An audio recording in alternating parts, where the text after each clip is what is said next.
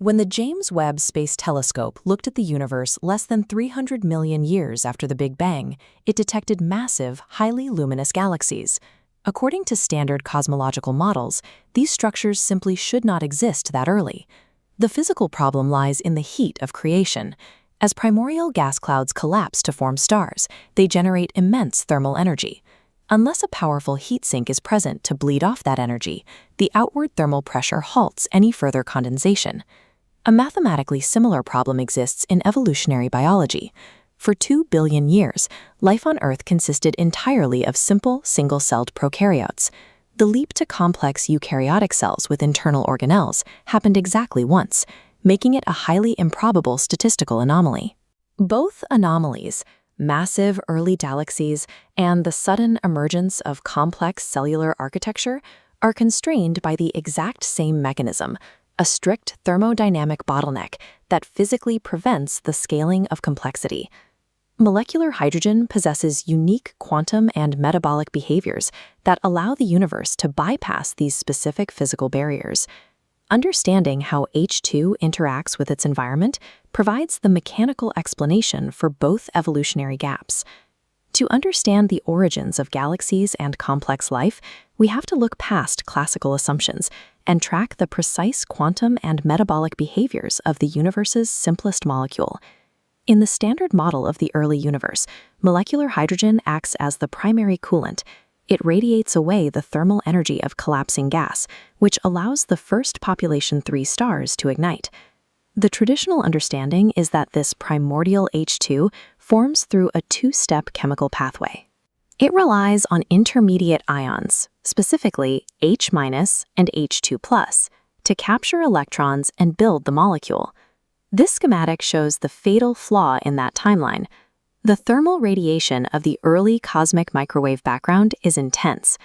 Before these fragile intermediate ions can complete the reaction to form H2, high-frequency photons shatter them. Without stable intermediate pathways, H2 cannot form in sufficient quantities. Without H2, the gas cannot cool, and without cooling, those massive early galaxies cannot condense. A solution to this timeline discrepancy lies in the John Teller transient 3-body recombination mechanism proposed by Panday and colleagues. To explain the JWST data, the early universe required a chemical pathway capable of forging stable molecular hydrogen directly from raw protons and electrons, avoiding the destruction of intermediates. This diagram maps 3 colliding hydrogen nuclei across 2 electronic state planes, S1 and S2. By forming a perfect equilateral triangle, symmetry creates a conical intersection. This triggers a rapid charge exchange, instantly ejecting a stable H2 molecule and completely bypassing fragile intermediate ions. Ground state H2 requires extreme Lyman-Werner band energy to break apart. It is effectively immune to the ambient photons of the cosmic microwave background. Efficient H2 cooling allows primordial gas to collapse into smaller dark matter mini-halos. These halos could assemble as early as redshift 50, far earlier than the standard star formation timeline at redshift 30. This shift in the timeline provided an additional 100 million years for galactic evolution.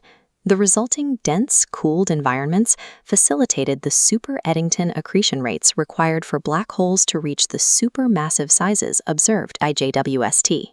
The same thermodynamic laws governed the emergence of complex life. Deep-sea hydrothermal vents provided continuous streams of geological hydrogen, setting the stage for early biochemistry. The autotrophic core of the earliest prokaryotic life relied on this geological hydrogen. They used it as a primary electron donor to fix carbon dioxide and survive. The classical endosymbiotic theory explains the jump to complex eukaryotic cells by assuming an archaeal host engulfed a bacterium specifically to harvest its energy in the form of ATP. But this assumption fails basic thermodynamic logic. A free-living symbiont does not synthesize ATP in amounts exceeding its own biological needs, nor does it possess a mechanism to export its hard-won energy to an external environment. Evolutionary biologists Martin and Mueller identified the actual metabolic profiles of these early cells. The host was an anaerobic archaeon strictly dependent on hydrogen to survive. The symbiont was an alpha proteobacterium that produced hydrogen as a metabolic waste product. The driver of eukaryotic evolution was not an active predatory quest for cellular power. It was a passive, desperate dependency on another organism's exhaust. When localized levels of geological hydrogen began to drop, the autotrophic host faced starvation. Physical engulfment of the bacterium was a survival strategy. By wrapping its membrane around the symbiont, the host monopolized its hydrogen exhaust, securing a constant internal supply of its required electron donor. This metabolic map reveals a crisis. By transferring its machinery to feed the symbiont, the host triggered a destructive loop of building and breaking down glucose. To survive, the host permanently deleted its autotrophic pathways, establishing a clean flow of organics in and hydrogen out. A strict thermodynamic dependency on molecular hydrogen forced this cascade of metabolic adaptations. The host's survival tactic inadvertently forged the irreversible heterotrophic architecture of the modern eukaryotic cell. While physical scale determines the specific parameters of a bottleneck, fundamental thermodynamics dictates the solution. Hydrogen's precise quantum geometry provided the cosmic heatsink required to sculpt the first massive galaxies, while its electron-donating power forced the biological merger that created complex life. Molecular hydrogen continues to function as a metabolic regulator in modern biological systems, as evidenced by contemporary clinical data. Recent studies, including comprehensive reviews by Tyler LeBaron, demonstrate that high-concentration molecular hydrogen acts as a potent selective antioxidant within human tissues. H2 actively neutralizes highly toxic hydroxyl radicals and peroxynitrate, the primary agents of oxidative stress. Crucially, it does this without disrupting the beneficial signaling pathways the cell relies on. In clinical trials, this neutralization process measurably improves oxygen saturation and exercise tolerance in patients with chronic respiratory constraints. The molecule is still optimizing metabolic flux today.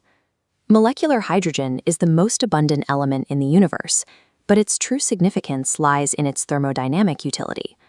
By offering the exact chemical pathways needed to bypass the limits of heat and energy, it is the fundamental architect of structure and complexity across all scales of time.